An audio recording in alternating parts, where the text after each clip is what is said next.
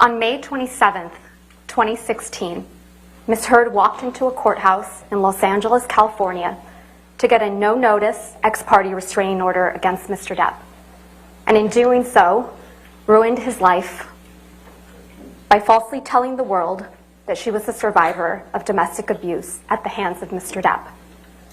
Today, on May 27th, 2022, exactly 6 years later, we ask you to give Mr. Depp his life back by telling the world that Mr. Depp is not the abuser Ms. Heard said he is, and hold Ms. Heard accountable for her lies.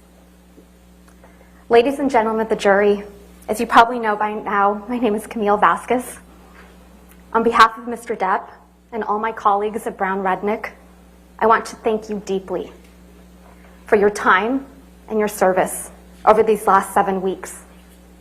We understand that it probably has not been convenient for you to be here every day, and we are so grateful for your time and careful consideration of the evidence as you deliberate. After weeks of sitting in this courtroom, listening to testimony and looking at evidence, now it's time for you, the jury, to come to a decision. You have been entrusted with a serious task. What is at stake in this trial is a man's good name. Even more than that, what is at stake at this trial is a man's life. The life that he lost when he was accused of a heinous crime, and the life he could live when he is finally vindicated. Exactly 6 years ago today, on May 27th, 2016, Ms. Heard walked into court and filed a false report of domestic abuse against her husband of 15 months, Johnny Depp. The scene was a setup. She tipped off the paparazzi so they would be waiting. They knew exactly where she would pause, which side of her face to photograph. And the photos captured what she wanted them to see, the image of a battered woman. What the paparazzi did not know is that the dark mark on her face mysteriously appeared 6 days after last seeing Mr. Depp. It was a lie. She knew it, Mr. Depp knew it, and the multiple witnesses you heard from who saw her that week of May 21st, 2016, also knew it. But the world only saw what she wanted them to see. 2 years later, when promoting the biggest role of her career until this trial, Ms. Heard presented herself to the world as a public figure representing domestic abuse. The headline of the op-ed featured the term sexual violence, even though she had never before accused her ex-husband of such a heinous crime. Ms. Heard and her lawyers love to remind you of how the op-ed did not mention Mr. Depp by name. But Ms. Heard made sure that there would be no mistake about who she was referring to.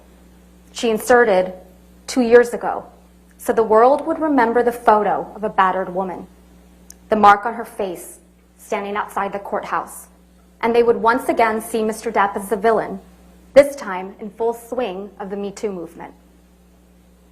But what was happening behind closed doors was quite different from what Ms. Heard presented to the world. The exact opposite, in fact. There is an abuser in this courtroom, but it is not Mr. Depp. And there is a victim of domestic abuse in this courtroom, but it is not Ms. Heard. The evidence presented at this trial has shown that Ms. Heard is in fact the abuser, and Mr. Depp the abused. As you heard from Mr. Depp and multiple other witnesses that testified under oath at this trial, Mr. Depp experienced persistent verbal, physical, and emotional abuse by Ms. Heard during their relationship. And when their relationship was over, Ms. Heard inflicted the greatest and cruelest injury of all. She publicly and falsely named Mr. Depp as the abuser. Ms. Heard never thought she would be held accountable, never thought that she would have to face her abuser. She never thought she would have her supposed mountain of evidence vetted. She never thought that Mr. Depp would tell you, the jury, and the world that he was the real victim of domestic abuse. She said it in her own words. You can please tell people that it was a fair fight and see what the jury and judge think. Tell the world, Johnny, Tell them Johnny Depp. Johnny Depp, man, I'm a victim too of domestic violence. And Yes. it's a fair fight.